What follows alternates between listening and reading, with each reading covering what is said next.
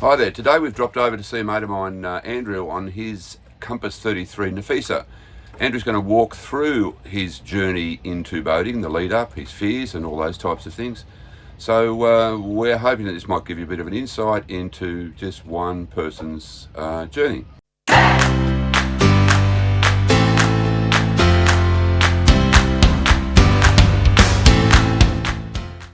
Hello everyone, hi mum, hi dad.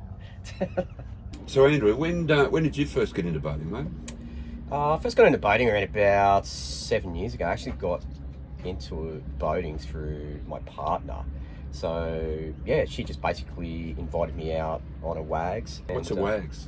Wednesday afternoon group sailing. Okay, Wednesday afternoon group sailing. Yeah, Wednesday afternoon group sailing. I just sort of loved it. Yeah, sailing was amazing, to be on the ocean. I loved that feeling of being free, yeah. What were you up to before 7 years ago? I was actually in the army 23 years. Yeah, Wow, I was an infantry section commander. Yeah, that's pretty much all I've done my whole life. My whole life's been army. Just, regimented. At what point did you then decide that, well, I want more of this boating thing and I'm going to get into my own boat? It was a drug. It felt that I had to sail. I had to get my own boat. I had no idea how to do it because obviously I just did the WAGs. Researched a lot, books, a lot of YouTube, just speaking to other people who owned boats. Mm-hmm. A lot of people said, look, maybe just start off a little bit small, maybe a trailer sailor. I bought the little trailer sailor and it was a Cole 19. I wanted to see if I really truly love sailing, if I had the passion for it. So I thought, let's just start small, start for Cole 19 and learn from there. I had no idea about sailing, and I remember very first time I took the boat out, I really didn't understand the weather. No understanding of the wind or anything like that, and I took it out in around about 20 to 25 knots. Oh, nice. Yeah, good stuff. My very, very first introduction, day one, sailing on my own boat, and I was absolutely fucking scared. Yeah. Like, I was petrified, because a trailer sailor, it was pretty small. In 20-25 knot winds, I struggled to get the sails up because I had no idea. And my partner was with me, and we were just I was scared. She was laughing because what we did is we left the boat on the trailer and came back the next day because the winds were lighter. Then we actually went and made it to Peel. Going from Raby Bay to Peel Island, and people probably laugh, but it actually, for me, it was a massive milestone. And just to give people an idea, Raby Bay to Peel Island is in Moreton Bay. Yeah, so correct. Moreton protected Bay. waters. Yes, What were your greatest fears about getting into boating? I guess capsizing. Yeah, that's a big one. I didn't really understand the ocean like I do now, so I think my biggest fears running aground, capsizing, and then getting eaten by a shark in Moreton Bay. Having a healthy understanding now, 6-7 years later, I grew up in the western suburbs of Sydney, so it had taken me 2.5 hours to get to the closest beach. So I never really understood the ocean, but now I do. My biggest fears was running aground, damaging the boat, because obviously boats are expensive when you break them and stuff like that.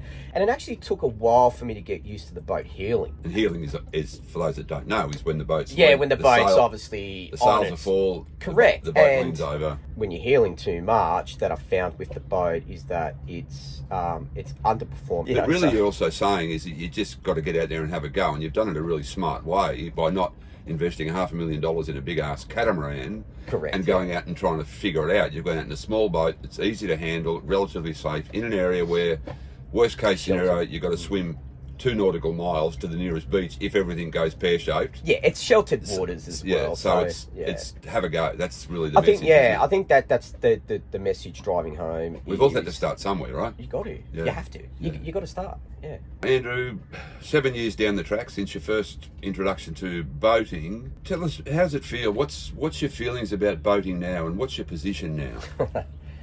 I don't know. I just love it. I can't get enough of it. It's just in the body. It's in the veins. It's been an amazing journey. Starting off, as I said, from the trailer sailor.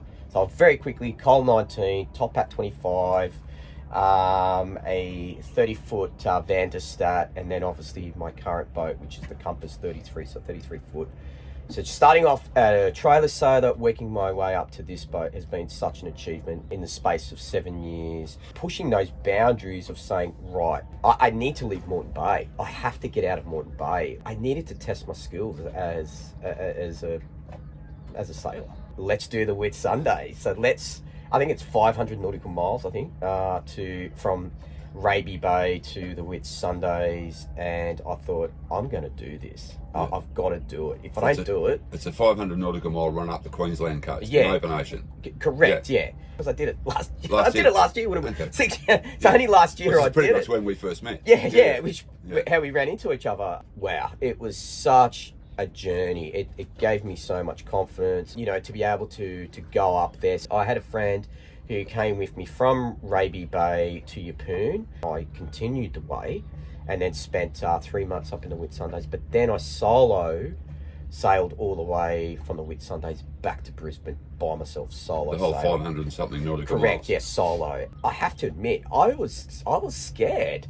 Yeah. Like, I was like, oh my God, what happens if it breaks down? But it was just the fear of isolation, being alone, that really played those sort of little mind games. When I left the Whitsundays and did the first push, oh my God, it was just howling.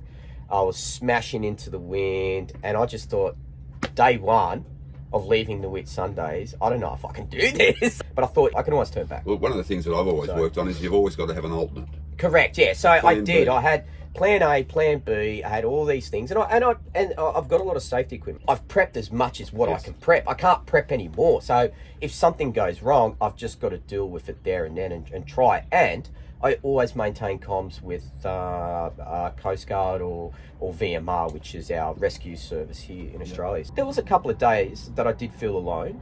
Yes. And I wanted to text people just to make myself feel better. Tell me about the feelings now. Okay, so you've had all these amazing achievements. Yeah. And they are quite amazing, and you've just kept pressing on. The underlying thing has been safety, but what is the drug of boating?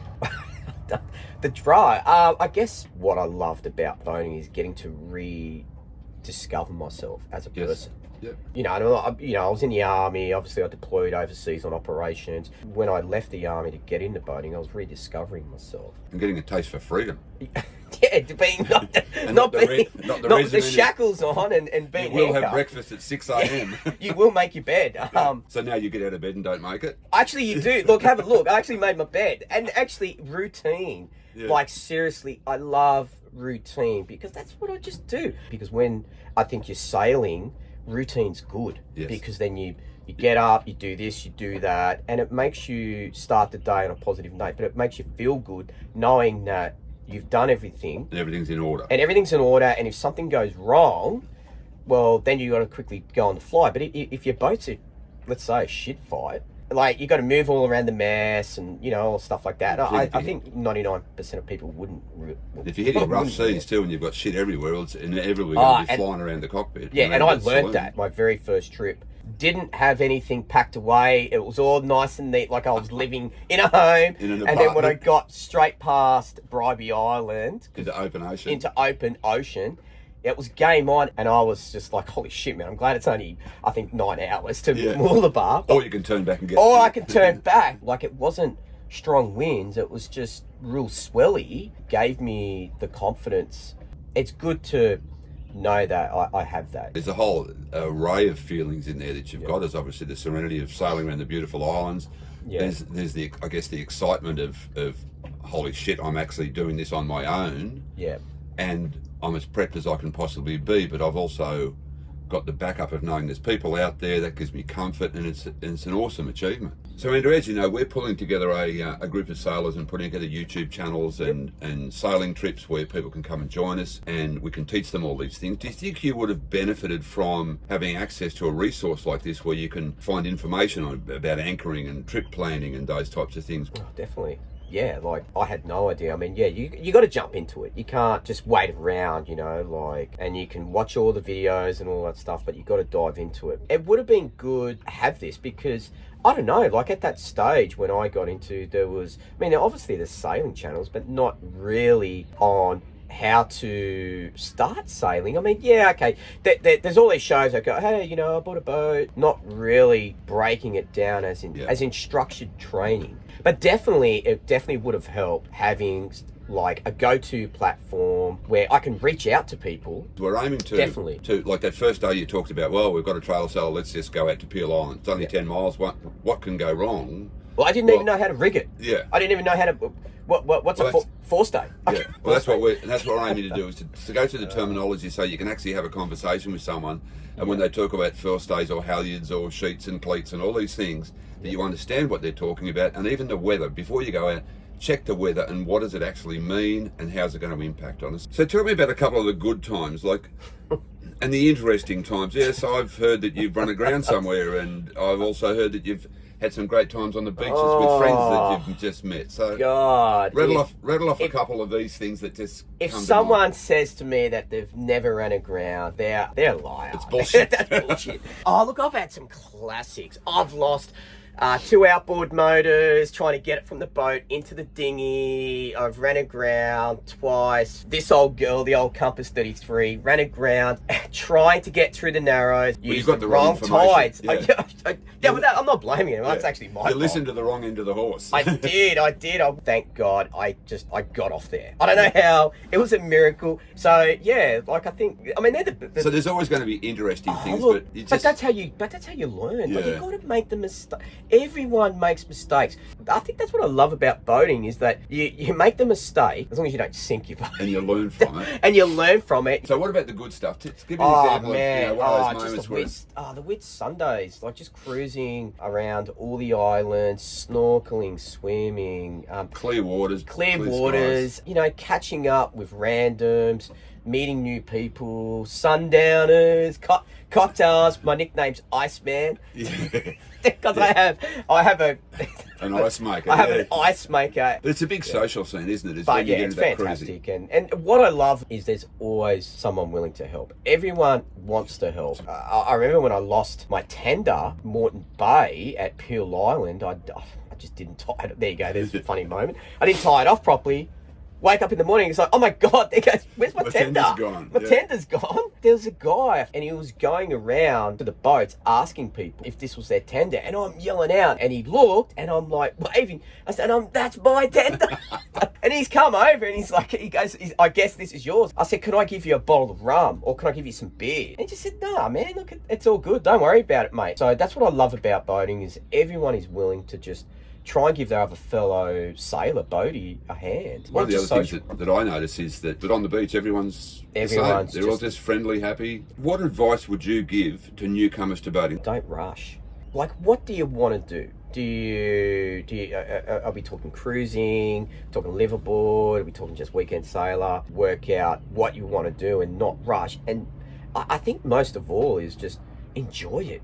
Like, you don't have to have a $250,000 boat. So the advice is have a go, don't rush. Yeah, I think look. And get involved in the community is something that I would add too, and ask questions. But the way that you've done it is that you've almost, it seems like a structured plan. We're going to get a trailer sailor. It's safe, we're just going to poke around. It's not a big a big financial outlay. I had no idea, and I just thought, well, let's just start off with a trailer sailor. Because two things, I can keep it at my home. I can keep it on the trailer, so I keep the fees down. Just doing some weekend sailing, and I just want to see how I go with that. Like, my partner's friends are like, oh, Andrew, when are we going on the boat? Yeah. Like, and it's like, oh my people God. always want to come, don't they? Especially summertime. Yeah. Like, when the sun's out, Queensland weather. In the beginning, I was just so happy to take everybody out boating. Yeah. Like, I was just like, boating. Who's coming? We've heard a lot about where you've been in the last 7 years, so what's your future boating plans look like? More sailing, international sailing. My bucket list dream is to buy a boat in the Mediterranean. But I want to up the game. So the Med is on your bucket list? Yeah, the Mediterranean. Not so much ocean passages. I have to say I'm with you, is that I love the coastal cruising. I've been lucky enough to cruise Tahiti, Croatia, and all these places around the world. Yeah. Ocean passages, I'm often joking with people saying, oh yes, I'm always doing ocean passages, but you know, with Qantas or Air New Zealand or Singapore Airlines, because they have movies and meals. Yeah. And you're there in a day. Yeah, well and the only boating I've done overseas was Cuba. That was amazing. Yes. That was phenomenal cruising. It's always been a bucket list of mine, is to buy a boat and just sail around the Med. Have you ever seen that Kermit thing where Kermit's looking out of the window on a rainy day and he's like, and Kermit's like, I wonder if my boat's thinking about me. That's me. That's me. That is me. And that's the drug. That's the drug. I know. It's just so. I just don't get any other feeling from it. Sailing is just, I don't know. It's hard to put into words. Yeah, it's so intoxicating. The other thing too that people are probably thinking is, how on earth does this guy who's not that old do this? And without going into the gory details, you're basically on a former army pension. Yeah, which allows you to do what you're doing. Yeah. So I was medically discharged from the army. I'm just glad that I found this. Yeah. So I found sailing when I was in the army. Some would say it's lucky, but I'm often told the same thing. Oh, you're so lucky to live that life. But in your case, you've done your time. Yeah, but sailing has saved me. My sanity, my confidence. Yes. I lost a lot of confidence when I was in the army. Sailing saved me. Let's make sure it's recording. So, yeah, we are recording. All right, it's recording. So, just so you know, I've just asked Andrew for any final comments he'd like to share. We just had a great little chat about that. Yeah. But thanks, mate. Being the Gumby, I was on a roll. I forgot to record. So, anyway, we're going to ask Andrew again. Andrew, any final comments that you'd like to share? Take two. Take two. Oh, man, look, just enjoy it. Like, as I said previously before, just go out there and just give it a go and just enjoy it. And don't be afraid. If your budget allows to buy a trailer sailor, buy a trailer sailor. If your budget allows to buy a 60-foot, I don't know, get someone else to skipper it. Yeah. But look, no, in all seriousness, just get out there and try. All right. Thanks, Andrew. Yeah, no worries. All right, guys, take care. See ya. So there you go. There's an enlightening chat with my friend Andrew, and I hope that's been interesting to you.